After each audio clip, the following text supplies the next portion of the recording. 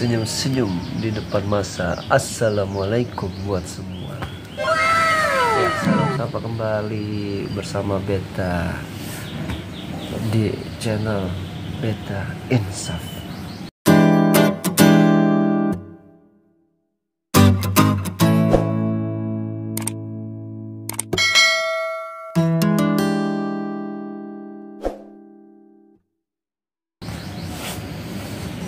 Oke rekan-rekan semuanya, salam sapa ya buat semua penikmat YouTube yang selalu berbahagia ya ketika membuka aplikasi YouTube. Ya mudah-mudahan yang dibukanya aplikasi YouTube ini yang ditonton adalah video-video yang bermanfaat, yang menghasilkan yang baik-baik lah, Insya Allah. Kalau nonton yang begitu, Insya Allah akan bernilaikan ibadah. Amin ya rabbal alamin.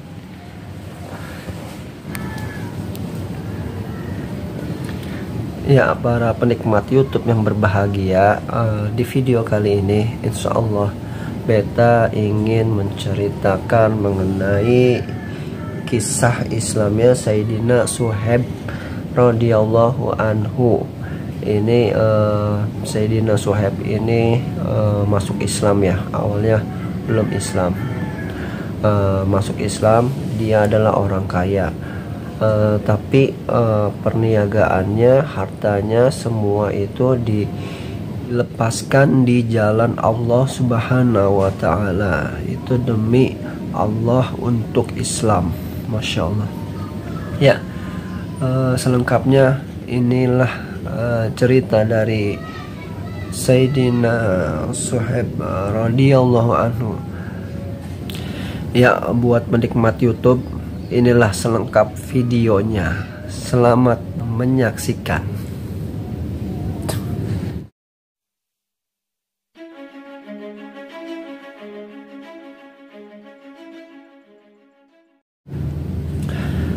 Oke, inilah kisah Islam yang Sayyidina Suhaib radhiyallahu anhu.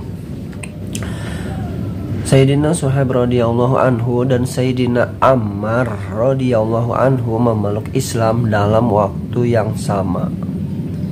Pada waktu itu, baginda Nabi Shallallahu Alaihi Wasallam sedang berada di rumah Sayyidina Arqam radhiyallahu anhu. Kedua orang ini berangkat di tempat yang berbeda untuk menemui baginda Nabi Shallallahu Alaihi Wasallam. Secara kebetulan mereka berdua bertemu di depan pintu rumah Sayyidina Arqam radhiyallahu anhu. Keduanya saling menanyakan maksud kedatangan masing-masing.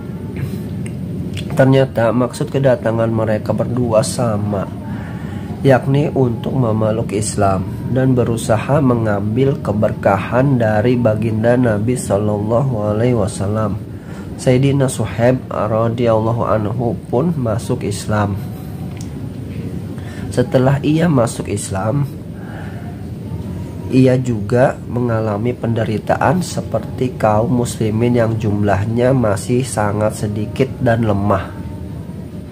Ia disakiti dengan berbagai macam cara. Akhirnya karena ia tidak tahan menanggung penderitaan itu, ia berniat untuk hijrah. Namun kaum kafir Quraisy sangat tidak suka bila ada orang-orang Islam pergi ke tempat lain dan hidup dengan tenang. Apabila orang-orang kafir itu mendengar ada orang Islam yang akan berhijrah, maka mereka akan berusaha menghalang-halanginya. Orang-orang kafir Quraisy pun mengirim serombongan orang untuk mengejar dan menangkap Sayyidina Suhaib radhiyallahu anhu. Sayyidina Suhaib radhiyallahu anhu membawa satu wadah yang penuh dengan anak panah. Ia berseru kepada kaum kafir Quraisy, "Dengarkanlah, kalian tahu aku pemanah yang paling mahir di antara kalian. Selama masih tersisa satu anak panah padaku, kalian tidak dapat mendekatiku. Jika anak-anak panah ini habis, akan kugunakan pedangku untuk melawan kalian, sehingga pedang ini terlepas dari tanganku. Setelah itu, berbuatlah semampumu, tetapi jika kalian mau, sebagai ganti nyawaku, kalian akan kuberitahu tempat hartaku di Mekah, dan akan aku berikan kepada kalian kedua budak perempuanku. Ambillah semuanya. Kaum kafir menyetujui usul tersebut. Sayyidina Suhaib radhiyallahu anhu menyerahkan hartanya, kemudian melepaskan diri terhadap kejadian ini. Maka turunlah ayat Al-Quran, A'udzubillahi minasyaitonirrajim. Wa minan nasi may yashri nafsahu ibtigha'a mardatillah wallahu ra'ufum bil ibad. Dan di antara manusia ada yang menjual dirinya demi mencari ridha Allah Subhanahu wa taala, dan Allah sangat penyayang kepada hamba-hambanya. Quran surat Al-Baqarah ayat 207. Ketika itu, baginda Nabi SAW sedang berada di Kuba saat melihat kedatangan Sayyidina Suhaib radhiyallahu anhu. Beliau bersabda, "Sangat beruntung perniagaanmu, wahai Suhaib." Sayyidina Suhaib radhiyallahu anhu bercerita, suatu ketika baginda Rasulullah SAW sedang memakan kurma, dan aku menyertai beliau makan. Ketika itu, salah satu mataku sedang sakit.